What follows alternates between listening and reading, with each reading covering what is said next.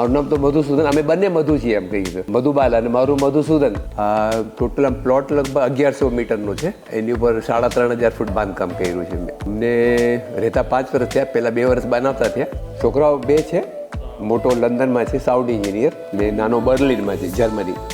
Total 3 bedroom છે. 2 bedroom ground floor ઉપર અને 1 બેડરૂમ ફર્સ્ટ ફ્લોર ઉપર છે. રાઈટ. ને લીમડાનું ઝાડ એટલા માટે જ અમે આખું છે ને આંગણાને એમ કે શેપ ફેરવી નાખ્યું કે લીમડો તો રાખવો જ છે. નાનો હતો ત્યારથી. બહુ ઓછી જગ્યાએ આ રીતના જોવા મળે.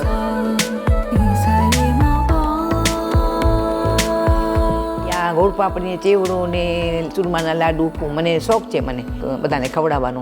જે લોકો કચ્છ આવતા હોય ફરવા માટે, હું એમ કહીશ કે માંડવી જવાના હોય, ભુજ મેઇન સેન્ટર હોય, તો આ જગ્યાએ જરૂરથી વિઝિટ કરવા જેવી છે. સ્ટે માટે આ બેસ્ટ લોકેશન છે. છોકરીઓ કોઈ એકલી આવતી હોય એને બી કંઈ બિંદાસ અહીંયા રહી શકે.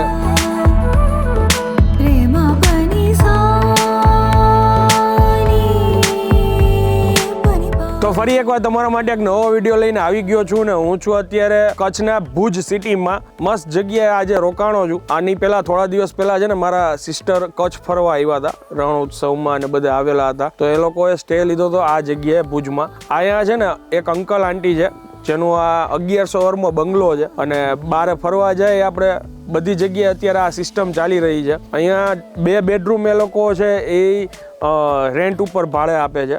અને તમે અહીંયા આવો ને તો તમને એમ જ લાગે કે આપણે એક ફેમિલી સાથે રહીએ છીએ અને મજા આવે. એજેડ છે અંકલ આંટી અને બહુ સ્વીટ છે. સવારના બ્રેકફાસ્ટ બી એ લોકો બનાવી આપે છે, જે તમે તમારા ઘરે પોહા છે, ઉપમા છે એવું ખાતા પીતા હોય તો. અને હું પણ આજે અહીંયા રોકાણો હતો. મને એમ થયું કે આ માહિતી તમારા લોકો સુધી શેર કરવી જોઈએ. અંદર જઈએ, અંકલને મળીએ અને આખી પ્રિમાઇસીસ તમને બતાવીએ. રહેવા માટે એમ કહીને કે તમે કોઈ દીકરી કે ફેમિલીમાં કોઈ લેડીઝ કે કોઈ ગ્રુપમાં ખાલી ફરવા આવતા હોય અને એને સિક્યુરિટી વાઇઝ તમે એમ જુઓ કે ભાઈ એને એવી જગ્યા જોઈએ છે કે જ્યાં સેફટી હોય, હોટલમાં ના રહેવું હોય, તો આ બેસ્ટ જગ્યા છે. હવે જાજી વાર નહીં કરીએ, આપણે અંદર અંકલને અને આંટીને મળીએ. ચાલો શરૂ કરીએ. કેમ છો સર? બસ આવો. મજા. સર આ જગ્યાએ કોઈને આવવું હોય તો કેવી રીતે આવી શકે? શું લોકેશન કહેવાય છે? આમ તો સોસાયટીનું માધવબાગ નામ છે. હા.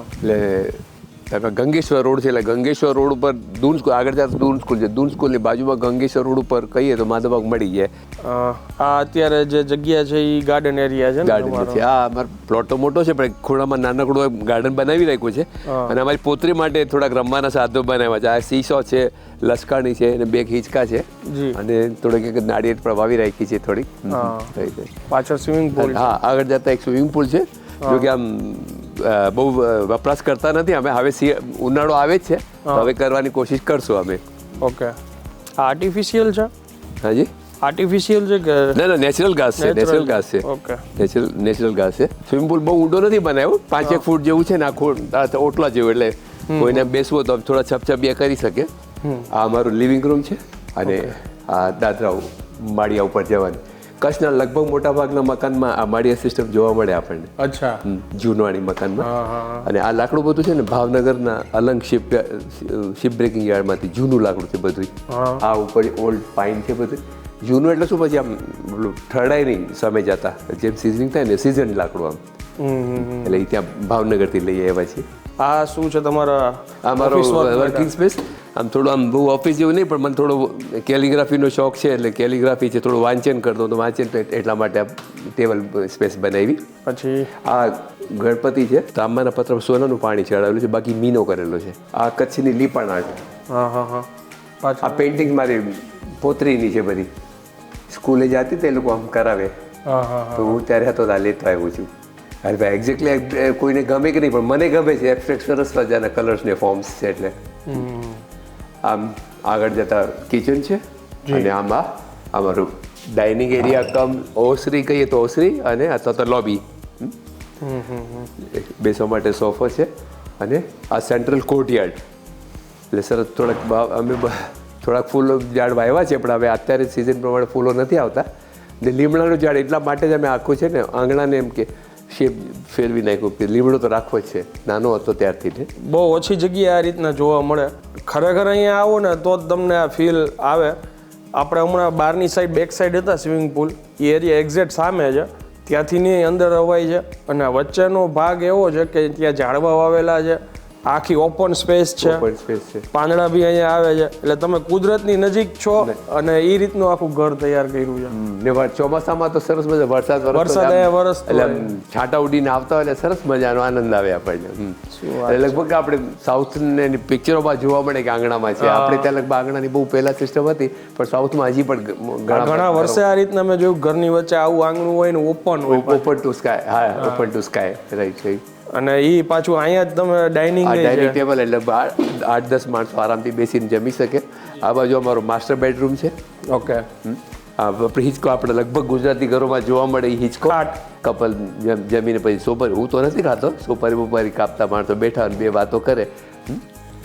આવો આ શિયાળના રૂમ. ઓકે. આની અંદર ઓછામાં ઓછા 4 થી 5 લોકો આરામથી રહી શકે. આખું જ ખાટલું બેડ છે ને, રેજ પ્લેટફોર્મ છે, એની નીચે સ્ટોરેજ છે. એટલે મોટો એક સ્ટોરેજ થઈ ગયું ને મોટું, એટલે લગભગ આમ દીકરાઓના મિત્રો વગેરે આવે તો 4-5 એક ભેગા રહી સુઈ શકે. એટલા માટે આગળ આમ મુંબઈ અમારા ફ્લેટમાં આવી રીતે સિસ્ટમ હતી, એટલે આ પ્રમાણે અમે કર્યું. ને પછી આ બાજુ તો કબાટ અને ટોયલેટ બ્લોક છે. ઓકે. એસી બધી જગ્યાએ છે. હા, એસી ઉપર નથી, અહીં છે રૂમમાં છે, ઉપરના રૂમમાં નથી લાગેલું. અચ્છા, ઓકે. ઓકે.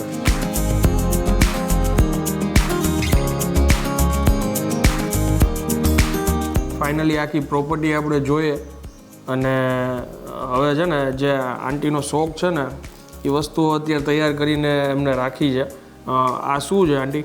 આ ગોળ પાપડી છે આપણી ગુજરાતની ફેમસ, એકદમ ઘરે ઘરે ખવાય એવી, પણ મારી જરાક હટકે ને યુનિક જેમાં કહેવાય મારી પોતાની રીતે બનાવી છે. આમ લોકોની જે હોય એ પ્રમાણે એનાથી અલગ હું થિંગ્સ નાખું છું. ઘણી જગ્યાએ અને સુખડી પણ. હા, સુખડી, યસ. હા, ચૂરમાના લાડુ. હા, ચૂરમાના લાડુ. હા, એમાં બી એની પ્રોસેસ બી મારી લોકો કરતાં તો અલગ છે મારી થોડી. જી. હા. અને પૌવાનો ચેવડો એમાં બસ એઝ ઇટ ઇઝ, પણ તો શેકવાની પદ્ધતિ થોડી મારી. હા, શેકેલા પૌવાનો ચેવડો છે અને ડ્રાયફ્રૂટ ચેવડો છે. ડ્રાયફ્રૂટ ચેવડો, યસ. બદામ, કાજુ, કાળી દ્રાક્ષ, ટોપરું. યસ. હા, એ બનાવવાની રીત મારી થોડીક અલગ છે, શેકવાની રીત અલગ છે, બાકી એઝ ઇટ ઇઝ. અને ભવિષ્યમાં આપણે ફ્રાય ચેવડો અને મોહનથાળનો વિચાર છે બનાવવાનો. હા. ઓકે. અને કોઈને આ જોતું હોય તો કેવી રીતે, કેટલો મિનિમમ ઓર્ડર દે અને કેવી રીતે તમે એમને મોકલાવો? આપણે આ મિનિમમ હું 1 કિલોનો ઓર્ડર લઈશ અને તમને 24 થી 48 કલાક સુધીમાં મળી જશે અને ફ્રેશ જ હશે. અને તમે આપશો ઓર્ડર પછી જ અમે બનાવશું. અને આ મહિનો દિવસ સુધી આ ત્રણેય વસ્તુમાં કોઈ પણ વસ્તુ એવી નથી કે એનો સ્મેલ આવે કે કાંઈ ખરાબ થાય એવી કોઈ શક્યતા નથી. એટલે તમે પ્રેમથી એટલે બિંદાસ તમે એમ ઓર્ડર આપી શકો છો.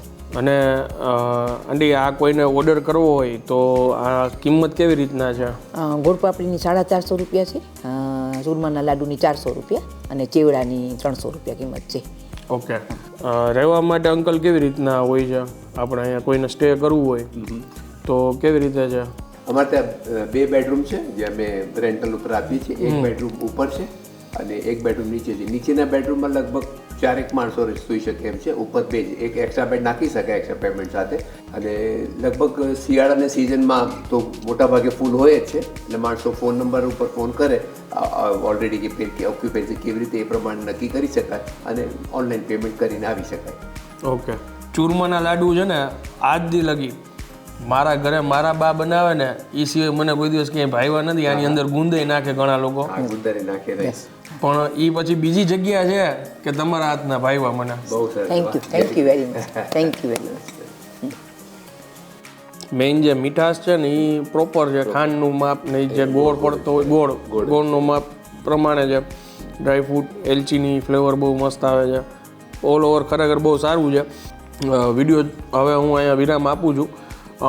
એમનો જે નંબર છે, કોન્ટેક નંબર છે અને એડ્રેસ છે એ ડિસ્ક્રિપ્શનમાં બી આપી દઈશ. અને જે લોકો કચ્છ આવતા હોય ફરવા માટે, હું એમ કહીશ કે માંડવી જવાના હોય, ભુજ મેઇન સેન્ટર હોય તો આ જગ્યાએ જરૂરથી વિઝિટ કરવા જેવી છે. સ્ટે માટે આ બેસ્ટ લોકેશન છે. છોકરીઓ કોઈ એકલી આવતી હોય એને બી કંઈ બિંદાસ અહીંયા રહી શકે, પરિવાર જ છે. પરિવાર અને બહુ મજા આવશે. બહુ સારી જગ્યા છે, ખુલ્લું વાતાવરણ છે. હું વિડીયોને અહીંયા વિરામ આપું છું. જો આ માહિતી સારી લાગી હોય તો બીજા લોકો સુધી આ વિડીયોને શેર કરજો અને કમેન્ટ કરીને જરૂરથી જણાવજો કે આ વિડીયો તમને કેવો લાગ્યો. મળીએ જલ્દીથી નેક્સ્ટ વિડીયોમાં. ત્યાં સુધી જય હિન્દ, જય ભારત.